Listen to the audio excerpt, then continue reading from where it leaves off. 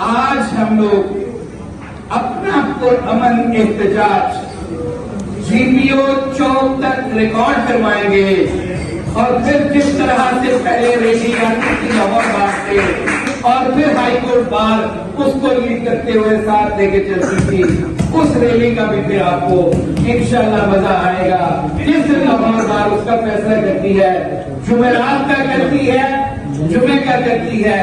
जो फैसला लाहौर बार करके आएगी, लाहौर हाईकोर्ट बार उसको लीड करेगी। और हमारे साथ